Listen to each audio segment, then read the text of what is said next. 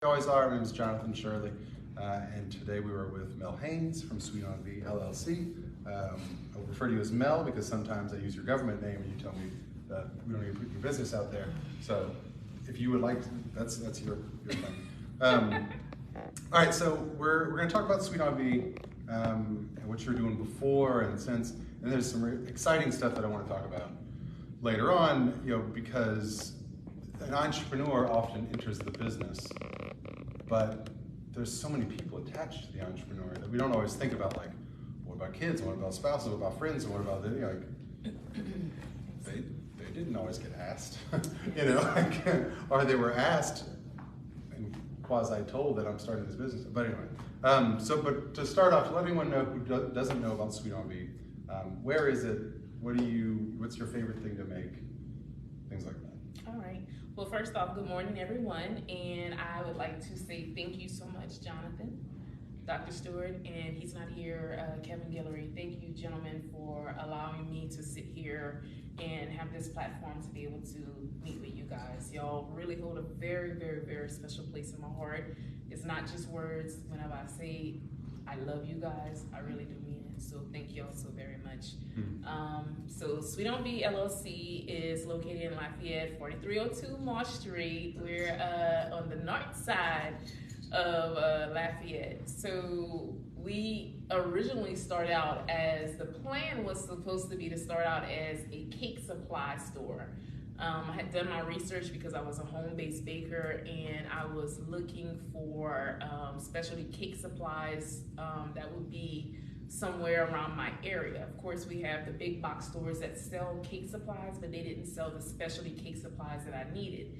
And I often tell the story to people that, if it's 4 o'clock in the afternoon, I received a late cake order, I had two options. I could go to Opelousas, which is about a half-hour drive, try to hurry up and get there and get supplies, or I could try to trek across town to the south side and get the specialty cake supplies that I needed. There really was nowhere right centrally located, the north side of Lafayette or middle of Lafayette, that would offer exactly what I needed. So I'm like, somebody needs to open a cake supply store. Yeah. Never in my wildest dreams would I have imagined that somebody would be myself. So originally we started out as a cake supply store, and then we morphed into a bakery, and then we have morphed into catering and deli and food trucks, so cake classes. So when I said we are your unconventional bakery, I really, really mean we are not your traditional bakery. Don't put us in that box. I mean, it was fun to see. Kevin and I were there on March 17th, Yes. 2021, whenever you opened up, and we pulled the paper off the walls and, They did. and off the windows. Kevin, by the way, is not feeling well, which means that we had to do a lot. Kevin, please come back. Please come back. Please come back real fast. Right now, everything's still on, and we don't know how long that's going to last.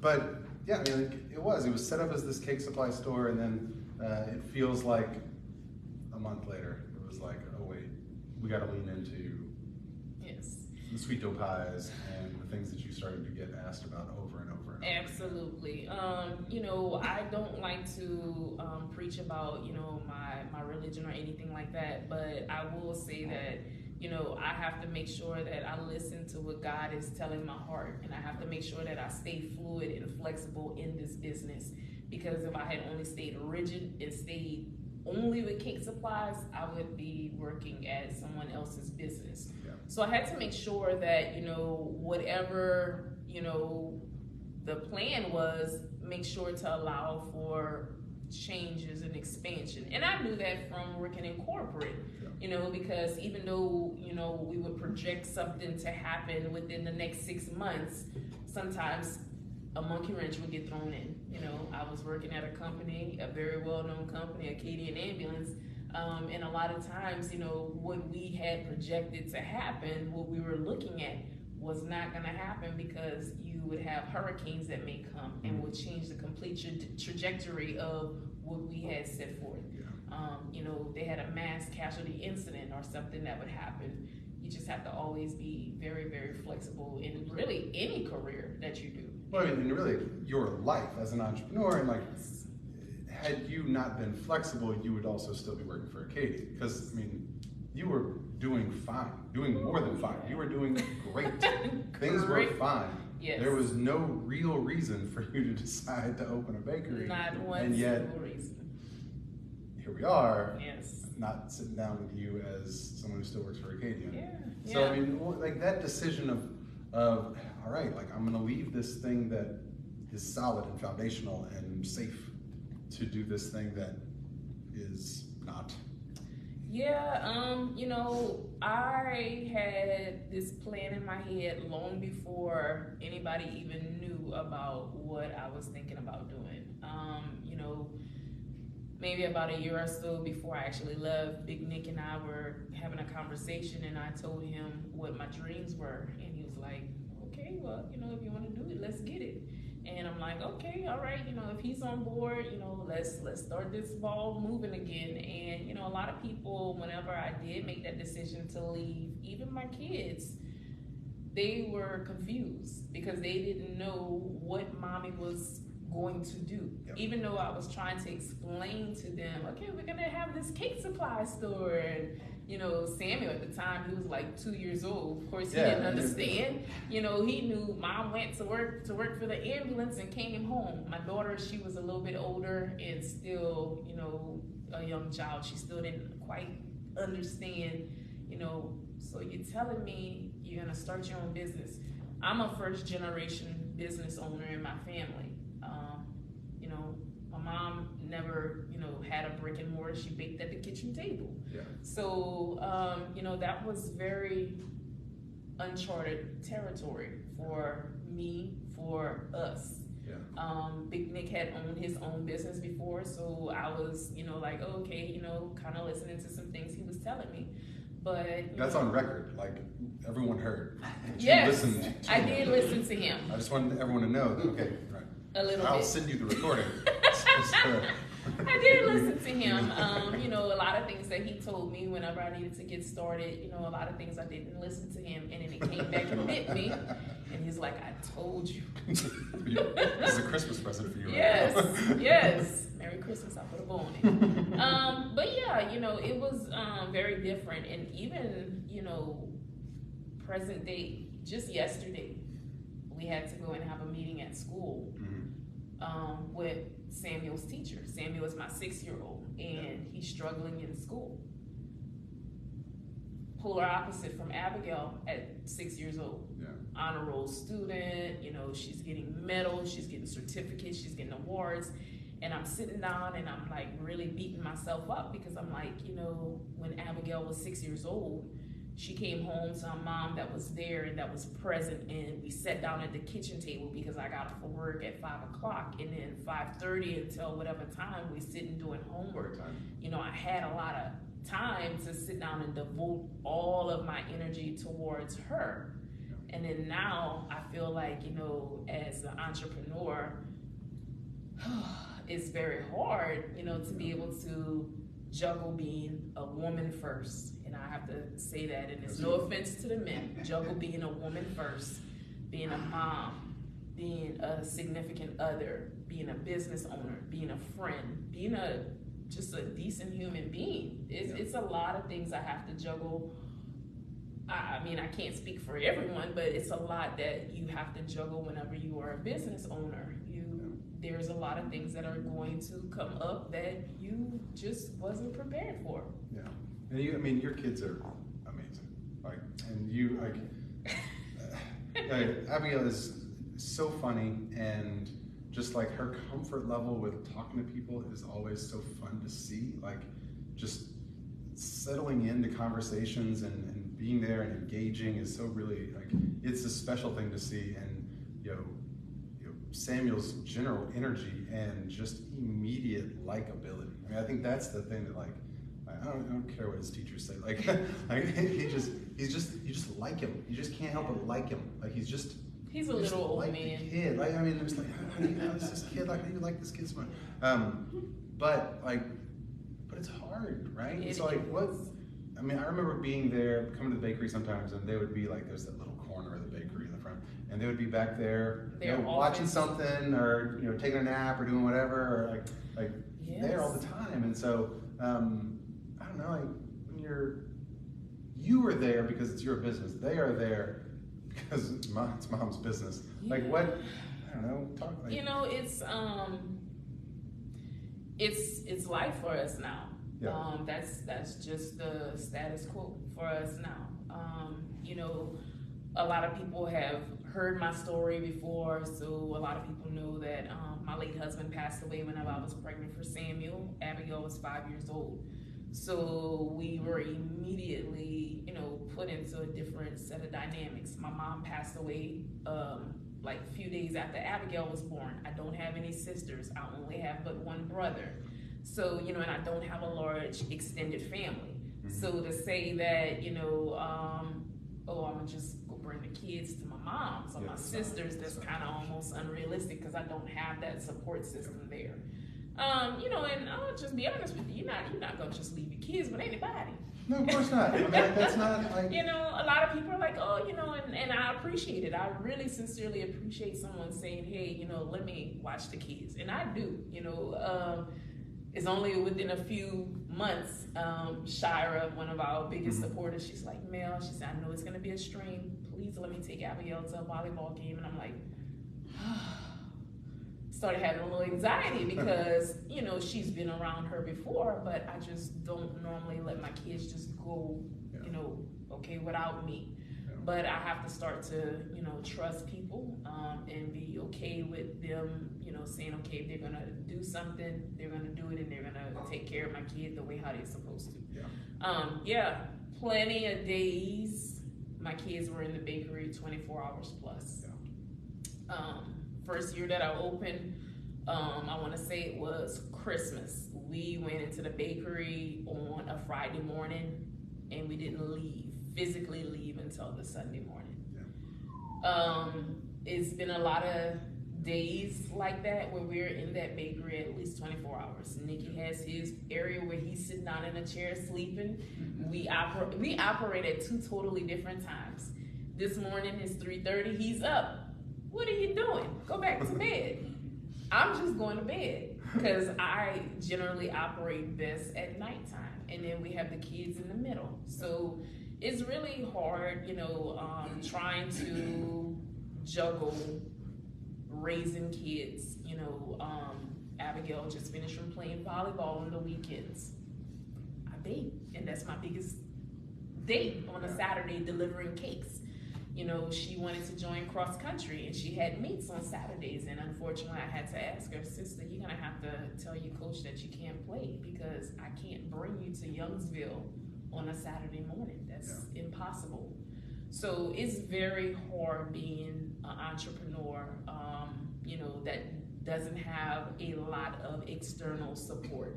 It's very hard being an entrepreneur whenever your kids have something going on at school and you have an event too at the same time. Yeah. So this past Wednesday, we had an event here at the Light Center. My kid had something going on at school.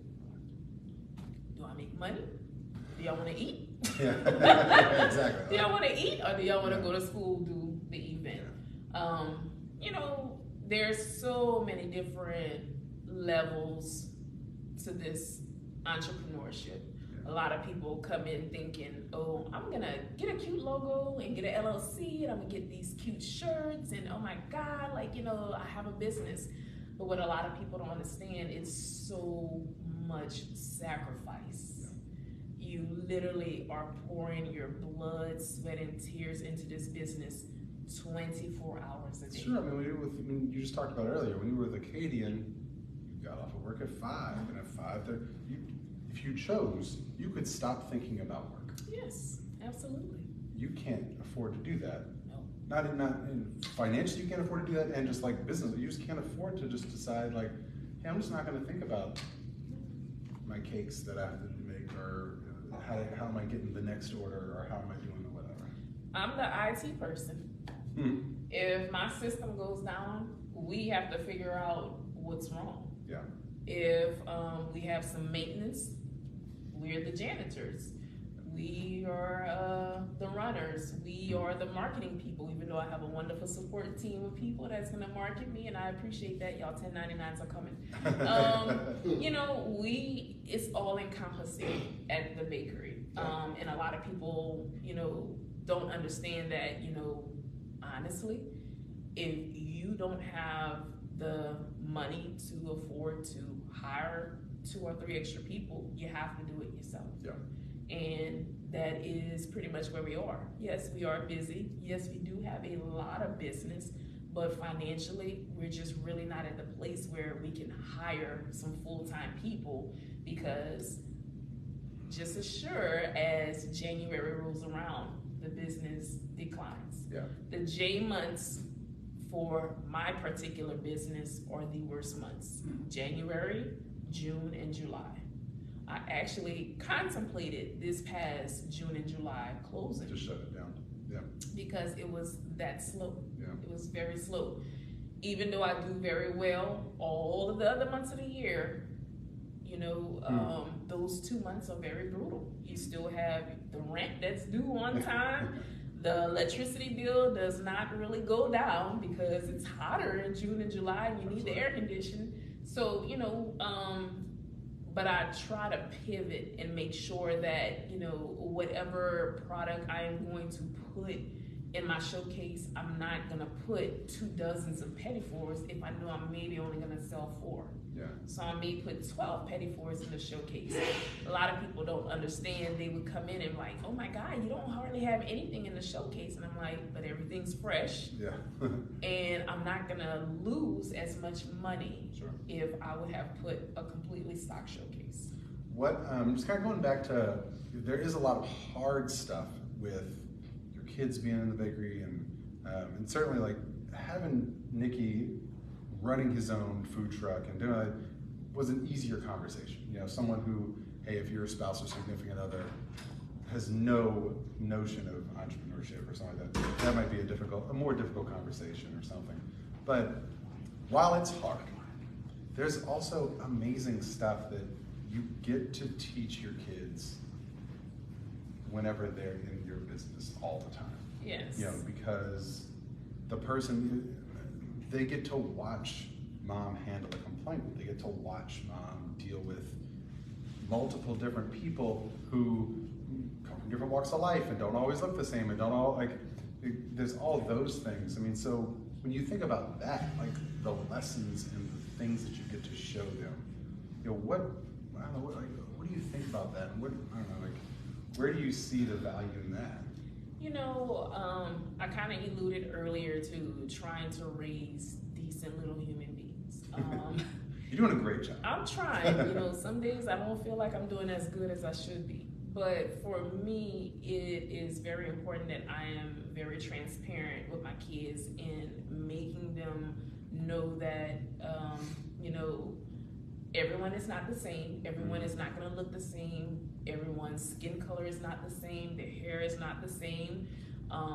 You know, some people, you know, we're teaching them so many different aspects of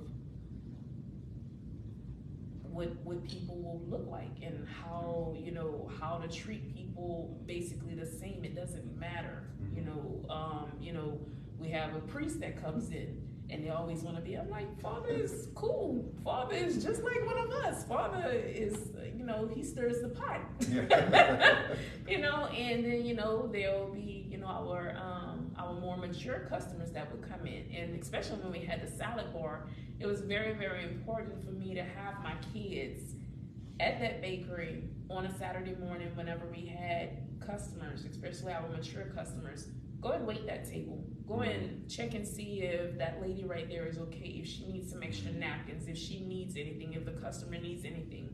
Because I feel like putting them in that type of situation, whenever they're gonna get older, they're gonna know how to essentially know how to communicate and deal with people. Absolutely. So for me, dealing with people is one of my core things that I want to teach my kids, because everyone is not going to be like mommy. Everyone is not gonna be like Mr. Nicky. Everybody is not gonna be like Dr. Stewart that's gonna come and wanna show them pictures on their phone. You know, there's so many different people that they will encounter in life, and I wanna make sure that, you know, I'm preparing them. I'm preparing them to be able to deal with people. I'm very, by default, and I don't try to be, I am very rigid and structured with my kids. Yeah. And I often tell Nikki, and Nikki's like, man, you're kind of hard on them. I'm like, you know what? Whenever they grow up and they come across somebody like their mommy, they're gonna know how to deal with that person. I mean, that may be kind of crazy for me to say that, but don't run. Yeah. You know, deal with it. You know, hey, mommy was very structured and rough. If I say don't touch it, don't touch it. Yeah. And you know, as a 6-year-old, he's gonna wanna touch it, and now you have to deal with the consequences for you doing that. So no, I feel like, and people will see that at the bakery. Yeah. I get on Abigail all the time. Don't put your elbows on my counter. If you can lean, you can clean. I mean, you know. I don't go to the counter anymore. I used to go to the counter, and I was like, no, I'm not doing it there. Don't put your elbows on my counter. You know, if there's something, go and push the chairs in. You know, like go and make sure that the front part of the house is always presentable. You know, Disney. When you go to Disney, they have that beautiful facade, like the front of the house. Yeah. Everything that you will see will be impeccable. Mm-hmm. It's a show behind the scenes. Yeah. I've seen behind the scenes. It's not like the front of the house. And you know, just trying to teach them to always put their best foot forward. Mm-hmm. You know, there's so many life lessons that they learn at the bakery. Absolutely. There's so many life lessons that they learn. You know, Abigail, I was outside, we were running one night, and a customer, she was running the register by herself, and I had told her, don't run the register. Customer asked her something, and she was like, well, no, you said this. And I said, rule number 1, don't ever argue with a customer. Yeah. So I always constantly try to make something a teachable moment. Sure. I have a few family members, their kids will come over to the bakery, and I always try to make it always a teachable moment. So all of the kids that will come around, if I can teach them something while they're there for whatever amount of time they're there, I will always make something a teachable moment. Absolutely. Yeah. There's such a great opportunity whenever your kids are involved, you know, whether it's your particular business or, you know, the more your kids see interaction. So, I mean, growing up, my dad still works for the LSU Ag Center as an extension service agent, you know, works with crawfish farmers and catfish farmers. And so it wasn't uncommon that we would get picked up from school and immediately go to a catfish pond. And Dad's talking to the person, and we're either swimming or fishing in the pond, or doing both at the same time. But you know, one thing we saw was, you know, it didn't matter if you had a pond the size of a kiddie pool or hundreds of acres. Like, you were getting treated the same way. The effort was the same, and so it was all these underlying things of just how to care about people and how to show them that I'm here to help you, and whatever I can do in this space, like, it doesn't really matter. The other stuff doesn't matter. And so I think that that's the interesting part that comes from, and all the interaction. I love that you mentioned, you know, going, asking this person something and getting them comfortable talking. You know, Mom always tells, there was it's like 2nd grade or something. We had to go and we had to get one of those, back whenever McDonald's had the styrofoam clam things for burgers and things like that. Okay. Yes. So we had to bring one to school, and we went to McDonald's, and Mom was like, well, you have to go out and get it. And I was super nervous. And I was like, well, I'm gonna have to go talk to the people. And she was like, I'm gonna wait in the car. You have to go get it. This is whenever I didn't like to talk. And so this was it's a long time ago. Come along. Yeah, exactly. So like, there I get out of the car, like I go inside, and she's like, come out, and I'm just walking out. I got this clamshell. Talk to the person, wasn't a big deal. Like, but it's such an opportunity, you know, to instill something, and you know, to every time that they're interacting with these people who aren't their age, like these cross cross-generational relationships that matter so much that they're not going to get in school. So outside of talking with your teacher, you don't necessarily get a lot of interactions where you're talking with someone who's of a different generation, and therefore, what's that like? I don't know. I love that part of the opportunity that they have to see that, and seeing you and Nikki, like this, what happens in this space, we determine if it's successful. Our effort will be directly translated into if this works or not. Yes. There's plenty of times I have the don't wants. Yep. There's plenty of times we make a decision of, hey, we're gonna run hard all weekend. Every decision we make, it has to be centered and focused around the well-being of the kids, because we know whatever we decide to do, we have to figure out where they're gonna be. Yeah. Week before last, well, for the past 2 weeks, we've been running heavy. Nikki had private party Friday, private party Saturday. I forgot what we had on the Sunday. We had the trunk or treat on Sunday. I mean, we can't exactly bring our kids to these people's private parties. Where they gonna be? Yeah. One of the nights, the kids was in my car with their tablets. Yeah. It's unfortunate, but they understand. They were within eye distance of me, like literally from the food truck, and my truck was right here. So, and they got the best of the whole world. Everything Nikki cooks on the food truck, they eat. That is the nice part that we haven't included, is that there's a lot of testing, there's a lot of Pettifor didn't look quite right. Yes. Well, I guess somebody's got to eat that. One of Nikki's burgers, looks different. Somebody's got to eat that. Oh yeah. Nikki, make sure. Hey Samuel. Hey Abby, taste this. Make sure you like it. And they're very critical. They will tell me quickly, this don't taste right. I'm like, really? But everything Nikki cooks tastes great. Well, everything. I'm not quite sure if we paid them or not. It's Jonathan, it's a wild and crazy life I'm living right now. Yeah. Being able to work in this capacity, being able to meet all of the people that I meet, I quickly, discern and make sure that, if it's someone that my child is gonna meet, they're okay. They're on the up and up. Yeah. I try to make sure that if I have somebody who is not, up to par, or kind of shady or kind of sketchy, okay, they're probably not gonna meet my kid in this capacity. Yeah. You may see them, oh, that's your kids, yep, keep it moving. But the true and genuine people that we have grown to love throughout this business, they know our kids. Yeah. Everybody, we're out in the stores and people are like, hey Samuel, hey Abigail, and they're like, who are those people? I'm like, they probably know you from the bakery. So, they get just as much exposure as we do. I am teaching them also about entrepreneurship. Last summer, Abby opened her first business, the Cold Cup business. She did very well. Samuel opened a business too.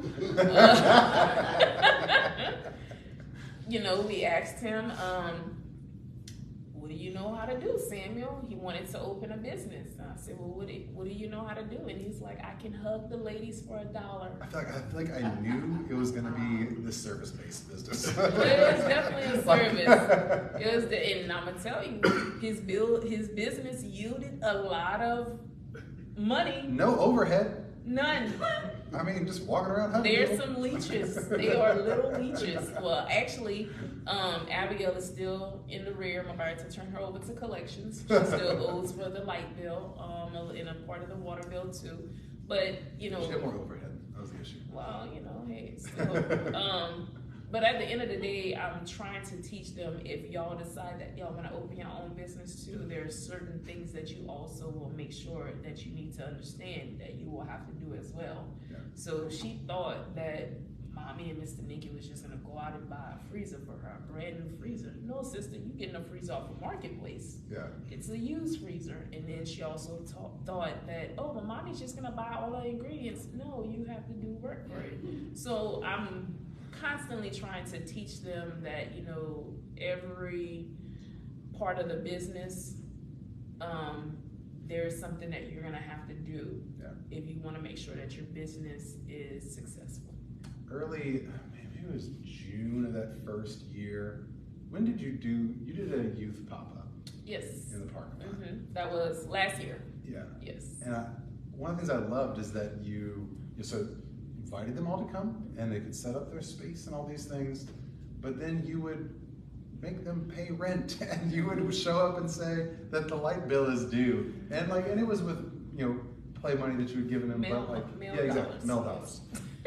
Not play money. No. It has a value. But you did all of those things.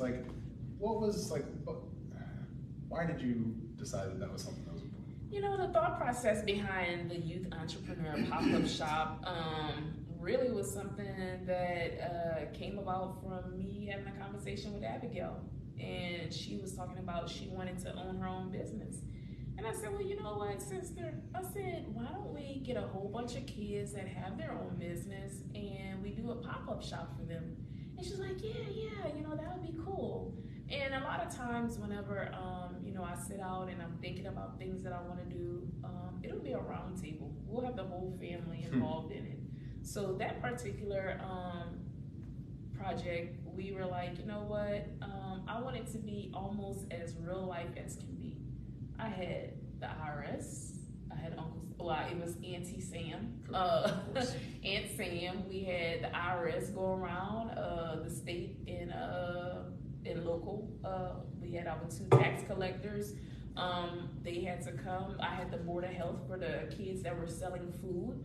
And I wanted them to almost get as much of a real life experience as possible. And I'm gonna tell you, the kids were tickled, but the parents were blown away because the parents did not even realize that in order to start a business, you had to do all of these different things and have all of these different aspects of, the business ready to take care of and pay. So you didn't have some parents trying to tell them not to pay taxes or trying to write off stuff. No, you just write that off. No. Don't pay those. No, they, you know what? I received so much good feedback after that. Yeah. That made my heart so happy. Even, constructive criticism or just positive feedback always makes me feel so much better. Because I know I'm not perfect, and I know sometimes there's always room for error if I may have done something wrong or incorrectly unbeknown to me, and just getting that good feedback, or even that constructive feedback, because like you guys said, hey, the pop-up would be really good, but maybe next time, do it later in the afternoon where it's not as hot, or, maybe find a building to do it in, so just getting that good feedback. Every event that I do, or every event that we do, Big Nick and I sit down immediately after the event, and we always say pros and cons. Every event. I think Brent was there whenever we sat down after the Youth Entrepreneur Pop-Up Shop. Hey, what were the pros and the cons, from this?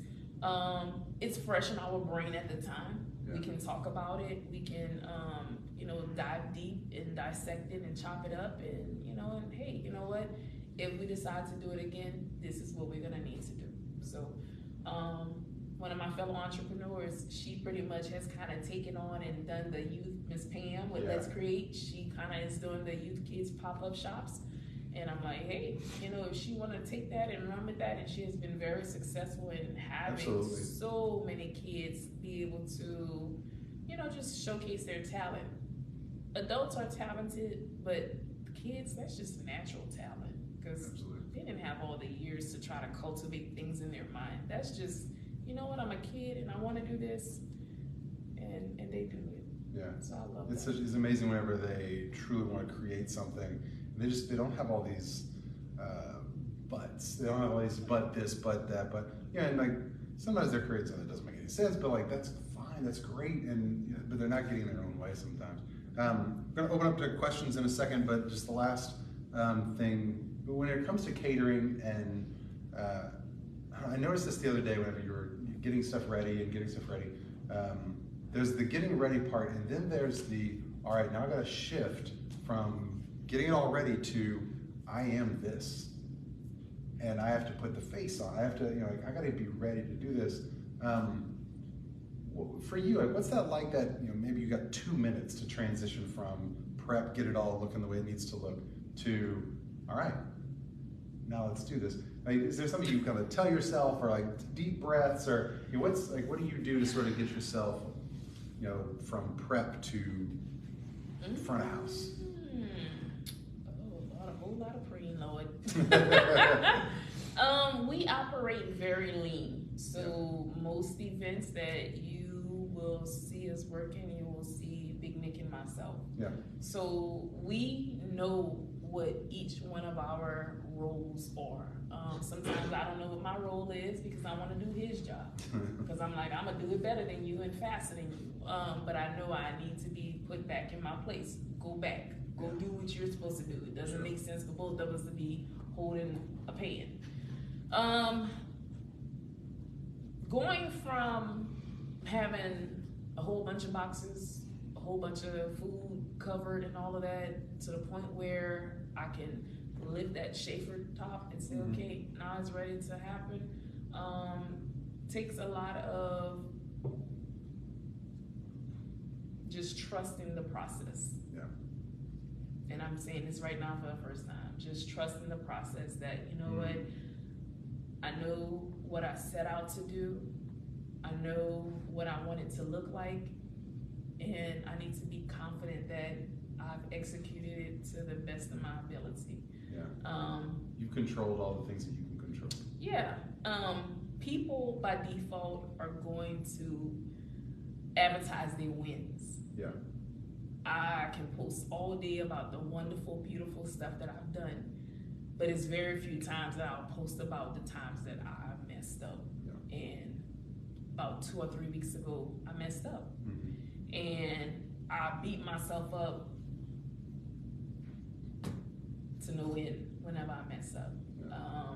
Because in business, you know, you have to be able to bounce back from it. But it takes me a lot of time to bounce back from whenever I mess up or I do something. This past summer, I did a brunch, and I showed up probably about maybe 5 minutes before the brunch started. And I beat myself up because I didn't have it together. Even though the product was there, I just couldn't get it together for that particular situation. And I always try to, you know, remind myself, okay, these people came to you for a reason. These people came to you and Big Nick for a reason. Either they like your product or they like your professionalism. They're not just gonna come and pay you for S&Gs. They're gonna pay you for a purpose, for a reason. Either they've been to an event that you guys have done and they like your product, or you know, they think you know, you're professional and you're gonna make a good display. It's just trusting the process. That, you know, hey, you have a plan, you follow your steps, you execute it. Be prepared for that Murphy's Law. Yeah. Because Murphy's Law is gonna happen. Yeah. This past Wednesday, the fryer and the food truck went down. We had a backup, a fryer in the food truck. The fish was phenomenal. We had people raving over this fish. We had people contact us since then about the fried catfish. But they didn't know that we had a snag in the parking lot. Yeah. So always just be prepared for something that may happen at the last minute. And just, you know, whenever it's showtime, it's showtime. You guys, y'all been plenty of places whenever we were trying to set up, and it looked like a whole bunch of stuff all over. And then whenever you came back, you're like, wow, this really came together. Like, wow. You know, a lot of people want to offer their assistance, offer their help, and almost almost 10 times out of 10, I'm telling them, no, thank you, I got it. Yeah. Because I know in my mind how I want it to be. I don't want to blame Jonathan for messing up my fruit basket. No, so I don't touch that. I just mess up your cheesecake things. Yeah. Questions? So I'll break the ice here. So now that you're going on 3 years. Yes, sir. Congratulations. So, 2 things. So, one, what's the challenges that you wish you had more time to think about? And 2, what's next? Oh boy. So thank you for your question. The challenges that I wish I would have thought about, probably having more staff. I had a conversation with someone much smarter than me this week, and they said, not being able to have product the day after an event could have been alleviated if you would have had staff to come in and be able to bake sweet dough pies or make cakes or have something to have in your showcase. So I think that probably has been the biggest challenge, is the lack of the additional staff. I do have, besides myself, I have 2 other people.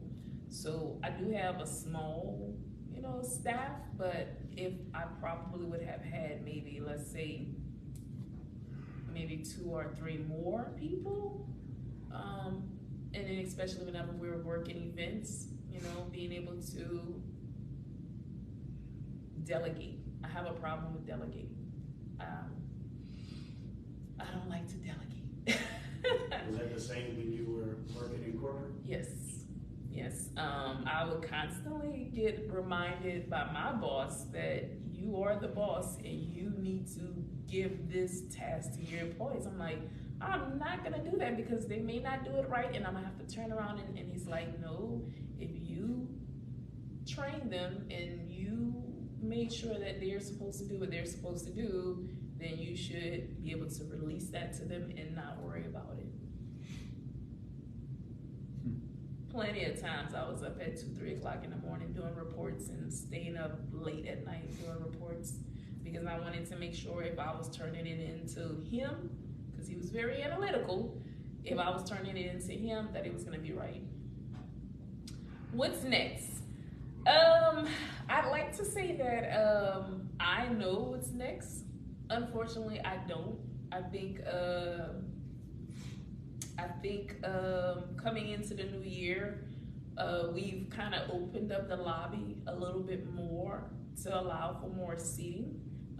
So we recently had a cake decorating class happen at the bakery. It was phenomenal. The girl, she was supposed to come back this past weekend, but she's gonna come in December to do another cake decorating class.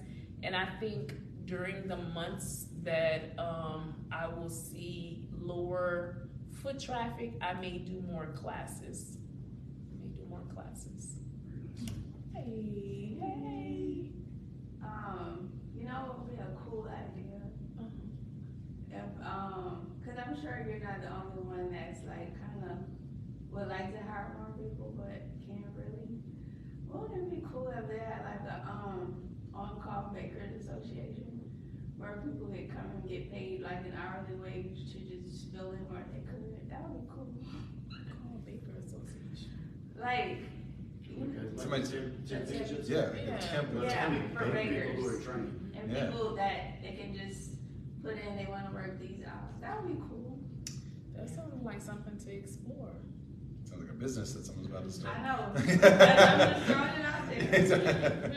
Don't throw it out there. You can Not me. do it. Well, you can come adjust this. Yeah, there you go. Yeah. Maybe they're on their feet the whole time. Yeah. Yes. Right? Bridget, what you got? Hi, ma'am. I wanted to compliment you on, yes, you made Hannah feel comfortable, your little boy. That day we went to the bakery, you made him go shake hands, hand. Yes. Like that. Mm-hmm. But I also wanted to ask you more about the youth entrepreneur. How would you, looking forward, maybe doing more things with the youth? That's my question. So I always want to do something for the youth because obviously I have 2 small kids. Anytime someone has something that is kind of geared around something with kids, I'm always kind of naturally driven to something like that. I'm not opposed to doing something or anything else more in regards to the kids. Just right now, I probably don't have enough room on my plate. But if someone comes and say, hey, I'd like to use your place to be able to host something for the kids, hey, send me a date and a time. I'll make sure that I can make sure everything is, within reason to make sure that everything is clear and we can do it. I do have one person, very well-known person in Acadiana that wants to get together and do something in January for the youth. And they just texted me yesterday. I'm like, girl, yes, come on. It's not so much for the publicity, but it's for the kids. Sergeant Robin Green with LPD, she and I have been in constant communication with doing cookies with a cop. You often hear coffee with a cop, but I want to do it on a more friendlier level with the kids because unfortunately a lot of kids, and it crosses racial barriers. Not just, African American, Caucasian, Hispanic. A lot of times the first time a kid will interact with a cop will be because it is something bad that happened or traumatizing that happened. Well, I want their first experience with a cop, hopefully, to be able to come and have some cookies with a cop and ask him, hey, when we did coffee with a cop, we had the officers there literally take out their personal weapon, put bullets and all of that in a separate place, show them the tasers. We have officers that come to the bakery, John and Albert, they come and they're so friendly with the kids, and the kids they love things like that. So, if I could have my place, a place that would host even something sensory, like a sensory friendly thing. We have the fire station across the street. Nikki took the kids and walked across the street and said, hey, can the kids go in and see? We've been right across the street, and they opened up the whole fire truck to the kids and go in. Being able to reach kids on a different level, meet them where they are, even maybe talk the jargon that they speak. Sure. They will trust you a whole lot more than me being rigid and stern and saying, hey, don't do this, don't do that. Yeah. Come in, be friendly, be fun, loose, carefree, and have a good time with them. I'm completely cool with that. So if you have something in mind and you want to do something at the bakery, let me know. I sure will. Thank you. Yes. Thank you. I have one more question. Oh, yeah. When you transition from maybe before, I'm not sure how you started out, from maybe working from home and then transitioning to a location.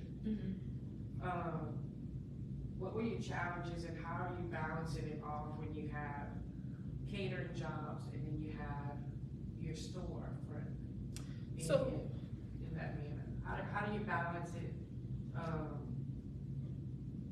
Being, I guess, trying to be in several places at one time. That might be maybe the answer to. Okay, so whenever I moved from being a home-based baker to being inside of the actual bakery, I didn't do much caterings. We didn't do food, or I didn't really do food at all. That was brought about whenever Nikki and I decided to say, hey, he did his own thing with the food truck, I did my own thing, but we actually had never merged. In regards to the challenges, I'm gonna tell you my biggest challenge, and still till today, I don't know for the life of me why I didn't do it the opposite way. So the bakery phone number, the 344 number, that was my personal cell phone number. In my mind, it's not gonna be a big deal. People are gonna call about bakery related. People will call at normal times, and no one will text me at any strange time. It was in my mind, you know what? At 5 o'clock, nobody's gonna call about anything with regards to the bakery. So from 5:01 up until whatever time at nighttime, that'll only be friends and family calling me on that phone and all of that. I'm gonna tell you, 2, 3, 4, 5 o'clock in the morning, that phone was ringing. And I'm like, y'all know doggone well, y'all don't call no bakery at that time of the morning ever. Y'all don't text nobody about no cake. The cake is gonna be the same price at 10 o'clock in the morning, like 1 o'clock in the morning. Like, come on. And that was the strangest part for me. That, I'm gonna tell you, that was my biggest adjustment. I should have gotten a totally different phone number for the bakery and put that on all the signage, business cards, everything, and just kept my 344 number for my personal reasons. Now, child, Lord, I will tell you that has been the biggest thing for me to just, I'm like, are you serious? Why are they texting me at 4:30 in the morning wanting to know how much this cake costs? Okay. Just how much does it cost? Okay. All right. So, did I answer all your questions? Yeah, because, I mean, that's, I think that was, just, I guess, maybe your thought process of your challenges when you transition from one to another. I often tell people, and I think I may be a very fortunate person, when it came time for me to say go, from the point of me signing the lease up until my very first day of business, I didn't have any setbacks. Knock on wood. I had done my research on what I needed. I had gone to all of the places to get all of the certificates. I did my Serve Safe training. I scored, probably, the guy told me I made the second highest score that he had ever had at that particular place. I made sure that, you know, Board of Health, I was in constant communication with them in regards to everything that I needed, all of the thermometers that you need, and 3 compartment sinks and the little strips and the, like, I made sure that I poked holes in everything so that whenever it was time for me to say go, I didn't have to worry about, oh my God. So I hear so many people that say, you know, they got so much run around, and I'm like, well, did you do this beforehand? Well, no, I just thought, not whenever you're spending your own money, no. I think so that gets back to preparing for an event. I mean, like, you trust the process, but you take care of everything that you can control. Like, all these things are within your control. Things that are outside your control, we can't mess with that, you know, but those are the things we can. Liz, you have one more question? Oh, I was just thinking about, like, if your place would be available for, like, book signings. Oh yeah. Okay, or something like that. All right, everyone, if you want a book signing with sweet wanna... dough pie on the side, yeah. like, something like that. Yes. Yeah. The way how we have pretty much opened up the front, if you came to the bakery the first year that we opened and you came now, it's gonna look completely different. Absolutely. Completely different. Absolutely. So I have to give a shout out. I've been saying his name all day. I have to give a shout out to Big Nick. He is my business partner. He is my aggravation. He is the person that will give me a check sometimes. He is the person that whenever I'm stressed out, I vent to, and he is the love of my life next to Samuel and Abigail. So he has to share my heart. So I have to give a shout out to Big Nick, because I'm gonna be honest with you. Even though I am the face of Sweet Envie, Sweet Envie would not be possible without the sweat off of his back. Everything you can do a complete 360 inside of that bakery, he has touched in some capacity. When I drive to Baton Rouge once a week, he he is my driver most of the time, because he don't like the way I drive. You know, whenever you come into the bakery, you know, he is the face. Whenever you walk in, he's at the front. You know, that wasn't written in the handbook. Whenever we were starting the business, that, you know, he was gonna operate in that capacity, but it morphed into that. And I'm gonna tell you, the customers, whenever we go out somewhere, y'all, I'm gonna tell y'all, when we go somewhere, we are always recognized, and that blows my mind. We went to dinner Friday night. They had a line of people. It was raining. I walked up to the hostess desk and I said, hey, I need a table for 4. They said, what's your name? I told them my name. I said, Mel Haynes. Within 5 minutes, we had a table. And I'm looking around and I'm like, I said, how did we get it? Hi. And she said, girl, don't worry about it. Come on. I said, I'm not gonna say where. I don't want these people to get in trouble. And Nikki was still parking the car because it was that packed. And he was like, Lucy, how did we get a table so fast? I said, I don't know, Nikki. He said, what did you do? I'm like, I'm telling you. And I did not mention nothing about who I was, where I was, nothing. And when I tell you, like, just those sweet, small gestures that we always get. I had a lady come up to me in Walmart and gave me a hug, and she said, I'm gonna tell you, she said, I'm a recovering addict, and she said, I'm gonna tell you, she said, just watching you on live and watching y'all has helped me so much. And she said, y'all just make life so worth living. And I looked at it and I said, me? And she said, yeah, you're Sweet Envie. And I'm like, yeah. And she, her and her mom and her daughter came visit at the bakery. And she's like, Mama, these are the people I was telling you about. These are the people. And I just, you know, if it all ends tomorrow, I have beautiful memories of yesterday. Man, thanks. Hey, listen, thank you so much for being here. I mean, I love you. I love Nikki. I love your kids. I love being in the bakery. I've watched you sit down with our daughter to plan her birthday cakes. I've seen you create a turtle for one of our kids. You know, a unicorn, all these different things. But I love watching, and just everyone who comes in, 9 times out of 10, you know who they are and what they want, and if you don't have it, and you know, and if you don't have it, you get it to them, you know, whenever you can, and it's just so special, and we're so blessed to spend time with you, and so thank you for being here. Yeah, it's been wonderful. All right, thank you everyone for joining, whether you're watching it now or watching it later. Next week, we're going to sit down and talk about what entrepreneurship sometimes looks like within a company. And so we're going to sit down with Tiffany Johnson, who is the global head of diversity at PlayStation.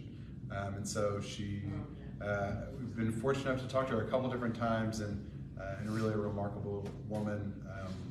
So join us for that also. But thank you for being here, and be safe. I think it's still raining, so be careful. Thank you. Thank you. Oh.